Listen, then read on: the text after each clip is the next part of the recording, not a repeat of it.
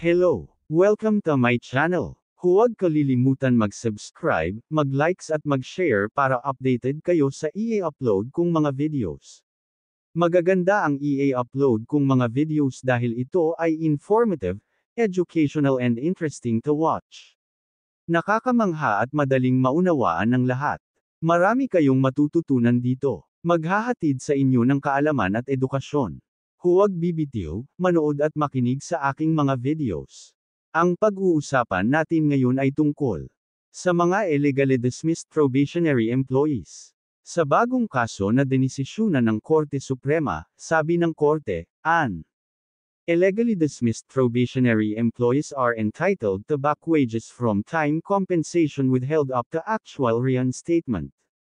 Ang mga probationary employees na tinanggal ay may karapatan sa back wages mula sa araw nang sila ay tinanggal hanggang sa actual ng kanilang reinstatement. Illegally dismissed probationary employees entitled to back wages from time compensation withheld up to actual reinstatement. Ang mga back wages dahil sa mga ilegal na tinanggal na probationary na empleyado ay hindi limitado sa hindi pa natatapos na bahagi ng probationary period ngunit sumasaklaw sa oras kung kailan ipinagkait ang kompensasyon hanggang sa muling pagbabalik. Ito ang naging desisyon ng Korte Suprema en bank sa isang desisyon na may petsang 16 ng Abril taong 2024, na isinulat ni Associate Justice Antonio Co. Jr., kung saan ipinasya nito na ang CP. Ang pagwawakas ng ospital ng Reyes sa probationary na empleyado na si Geraldine M.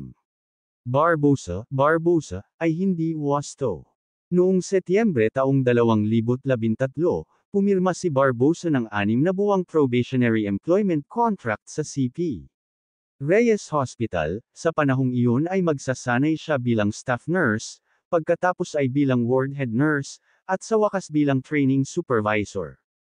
Gayunpaman, noong ika-30 ng Disyembre taong 2013, tinanggal ng ospital ang kanyang probationary na trabaho, na binanggit ang negatibong feedback sa pagganap. Ito ang nag-udyok kay Barbosa na magsampa ng reklamo para sa illegal dismissal laban sa CP. Reyes Hospital. Ang labor arbiter ay nagpasya na si Barbosa ay iligal na na-dismiss, na natuklasan na ang mga numerong pumasa na marka na ibinigay ng kanyang mga evaluator ay nagpakita na matagumpay niyang nakilala ang mga pamantayan ng ospital ng Reyes. Habang binaliktad ng NLRC ang labor arbiter, ibinalik ng Court of Appeals ang desisyon ng labor arbiter pabor kay Barbosa. Pinagtibay ito ng Korte Suprema, na itinanggi ang petisyon ng Reyes Hospital para sa pagsusuri sa certiorari, nagdesisyon na si Barbosa ay iligal na na-dismiss. At sa makatuwid, may karapatan sa back wages. Ang probationary na trabaho ay maaaring wakasan kapag ang empleyado ay nabigong maging kwalipikado bilang isang regular na empleyado alinsunod sa mga makatwirang pamantayan na ipinaalam ng employer sa empleyado sa oras ng pakikipag-ugnayan. Gayunpaman, sa kaso ni Barbosa, nakita ng korte na ang pagpapaalis sa kanya ay walang basehan dahil nakuha niya ang mga passing grade na kailangan upang matugunan ang mga pamantayan para sa regularisasyon batay sa probationary employment contract.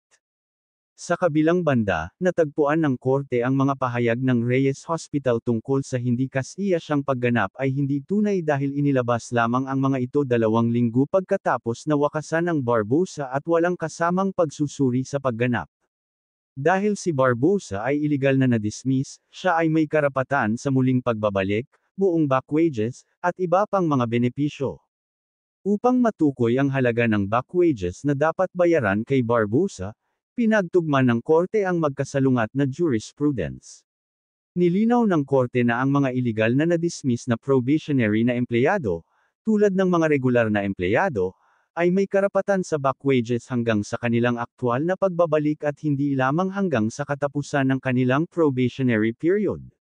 Kung sakaling ang muling pagbabalik ay hindi magagawa, ang mga back wages ay kukwentahin mula sa oras na ipinagkait ang kabayaran hanggang sa katapusan ng desisyon sa kasong iligal na dismissal.